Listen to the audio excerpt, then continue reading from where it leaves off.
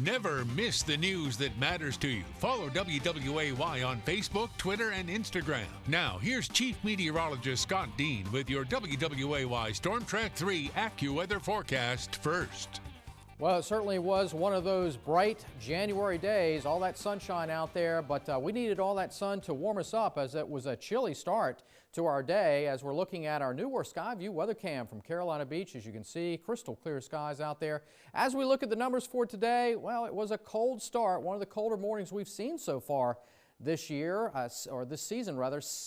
26 was the low and 47 the high, well below average. But it does look like we are going to warm up a little bit, but also some rain comes into play over the weekend. We'll have the details coming up. WWAY News at 5 starts right now.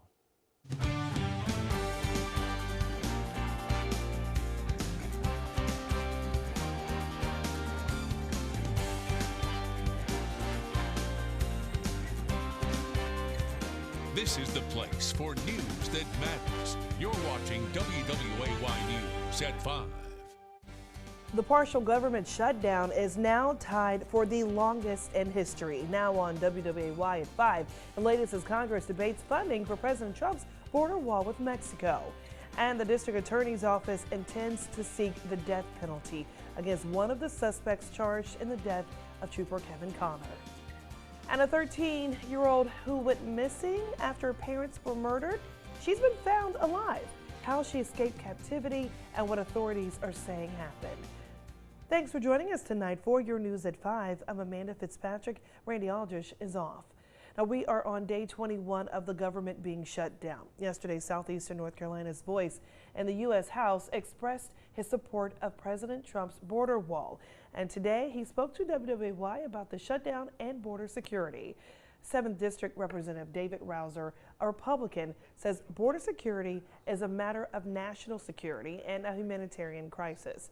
Rouzer says $5.6 billion to build the wall is a very small amount of money in the grand scheme of things. He believes that the president would be willing to compromise with Democrats, but Democrats are unwilling to do so.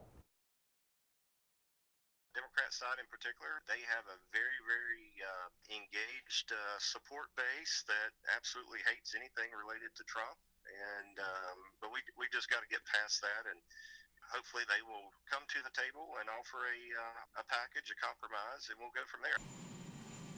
Rouzer says he believes the president will declare a national emergency to fund the wall, and the shutdown will end in a week or so. Well, there is every indication the shutdown, though, will continue through the weekend, outlasting the longest previous shutdown in U.S. history. Lana Zach reports from Washington.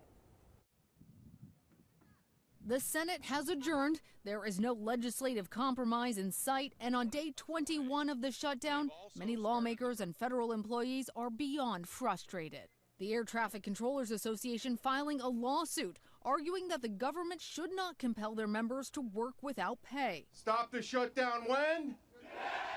They are the latest in a series of unions to do so. The American Federation of Government Employees and the Treasury, listing as their plaintiff a U.S. Customs and Border Patrol agent, all filed suit since the shutdown began. Federal workers continuing without pay. It affects our retirement, it affects just everything, health insurance, everything. We just want to go back to work.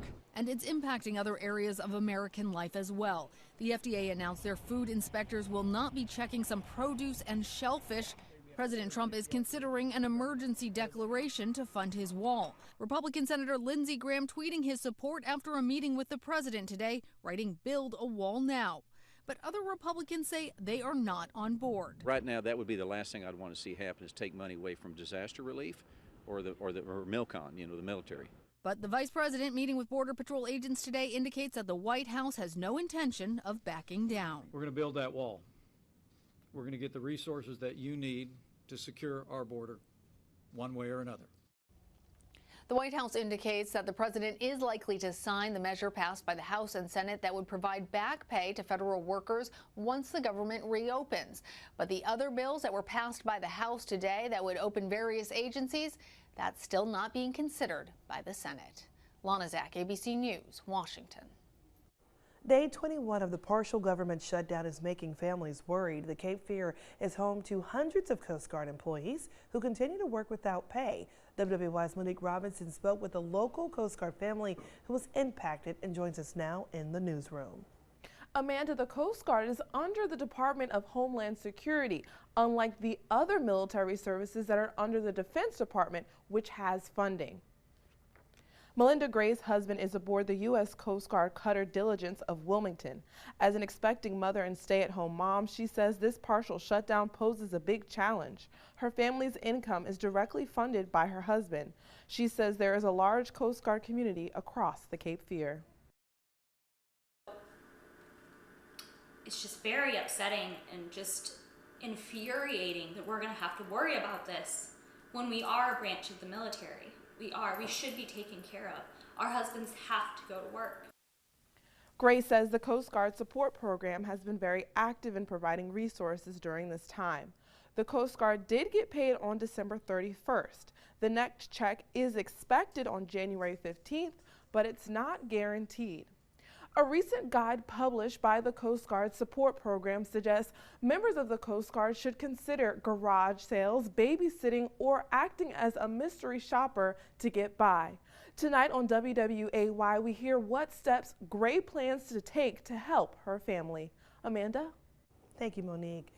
Just sad. Well, all right, guys, Miami International Airport, they're going to close one of its terminals over the weekend because of a shortage of TSA screeners. The closure will impact about 12 flights.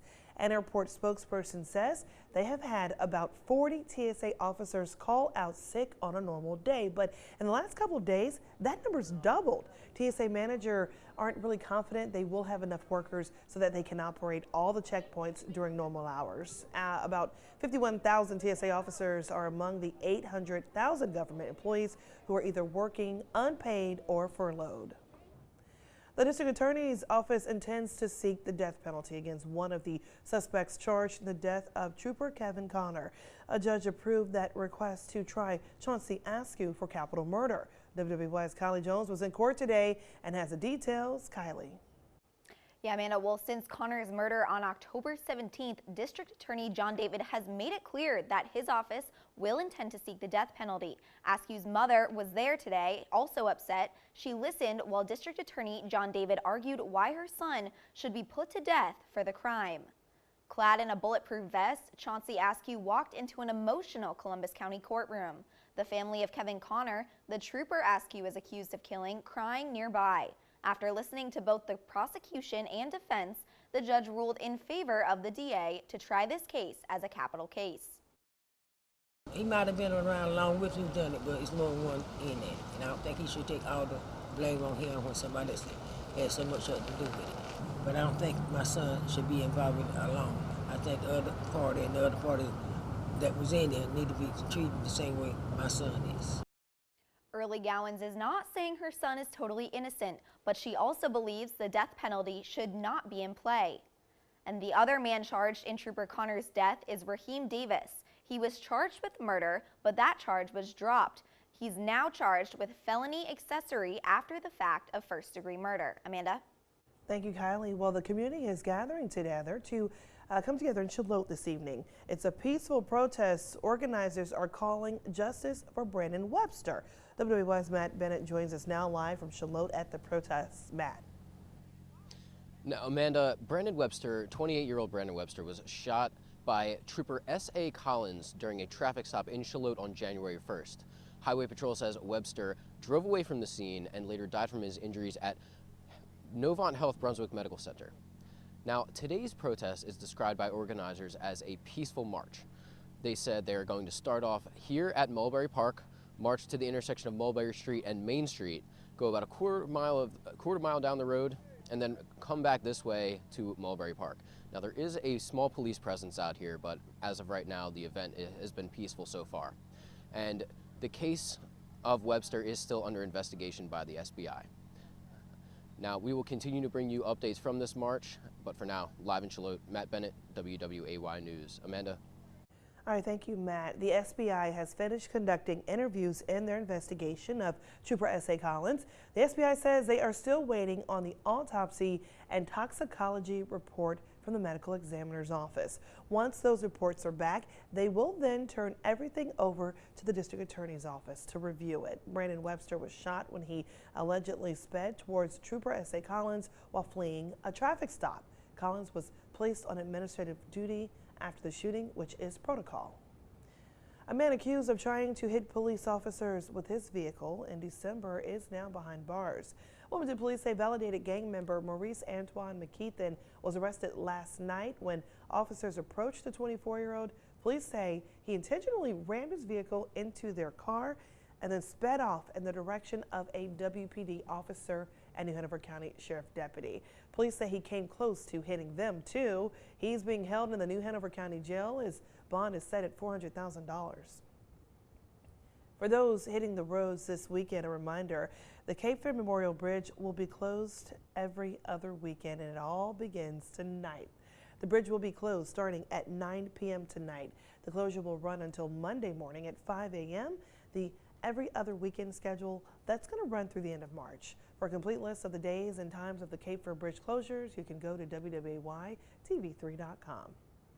And speaking of road closures, what about roads being backed up? Let's head to the Waze app. Near Human Cray Park, we're seeing that on College Road, you're only going at about 6 miles per hour, so be mindful if you're headed at South College Road, you're going to be backed up and you will run into traffic.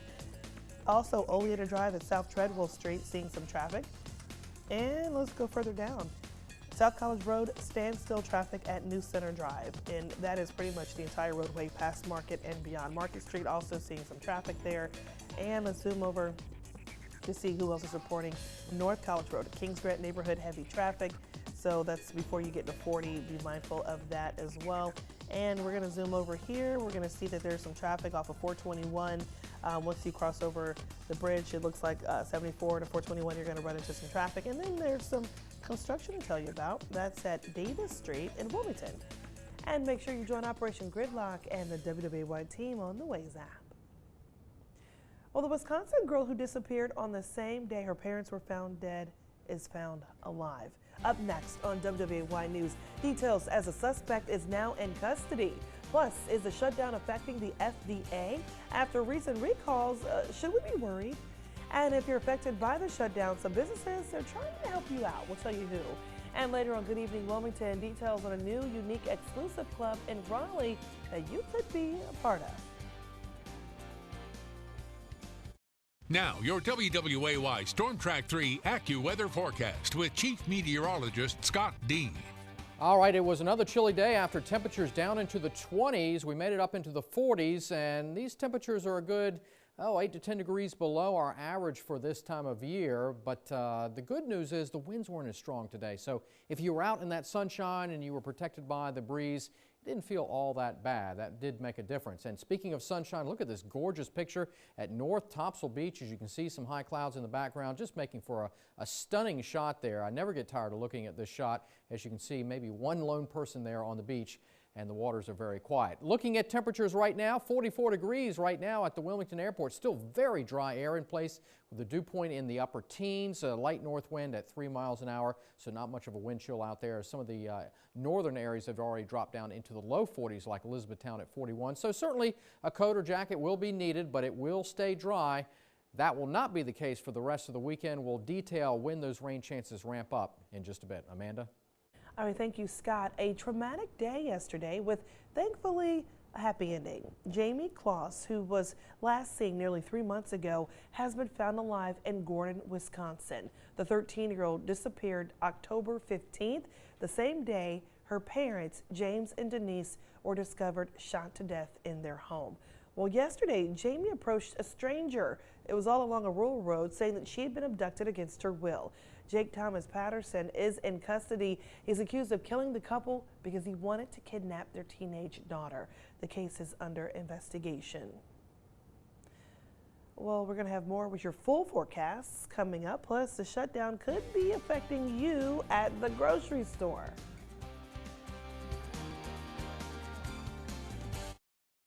Now, your WWAY Storm Track 3 AccuWeather forecast with Chief Meteorologist Scott Dean.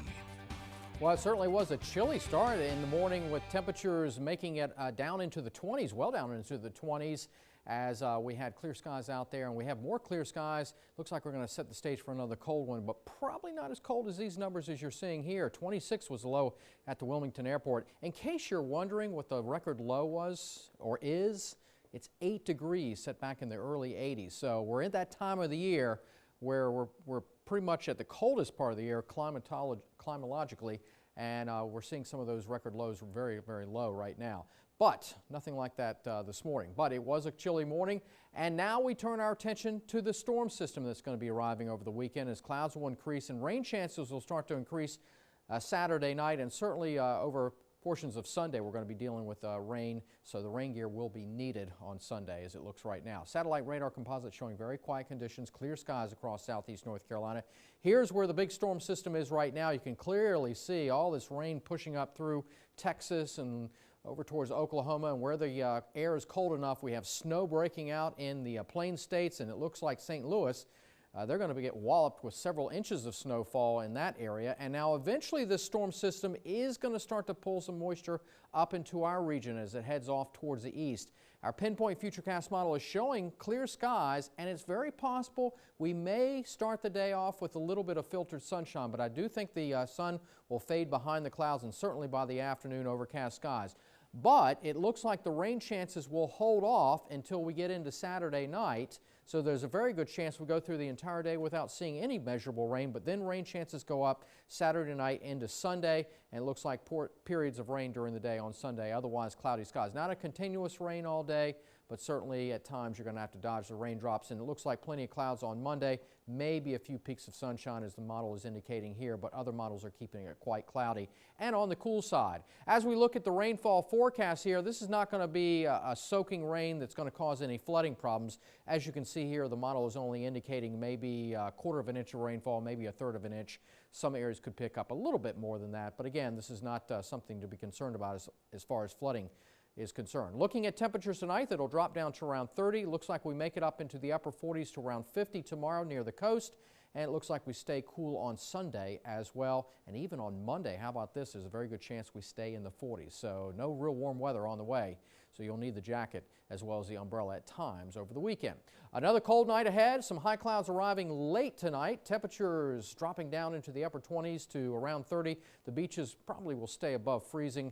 As we go through tomorrow, mostly cloudy skies after that sun fades away during the morning hours. Chances for rain will stay quite low. Upper 40s to low 50s, and looking at your WWAY Storm Track 3 AccuWeather forecast, lots of clouds over the weekend. Rain chances go up on Sunday. It looks like Sunday morning might be the wettest part of the day, and then drying out on Monday, and eventually we start to see some sunshine next week. I was hoping to visit some wineries, but okay, that'll do. You were hoping what? To visit some wineries this weekend, that'll do. Oh, you can still do that. Yeah, it's not raining inside. All right, thank you, Scott. Well, the government shutdown is now tied for the longest in history. Ahead, how it could affect you as you head to the grocery store. Plus, could Samsung be teasing the release of a new model of a popular phone 10 years after the first model was available?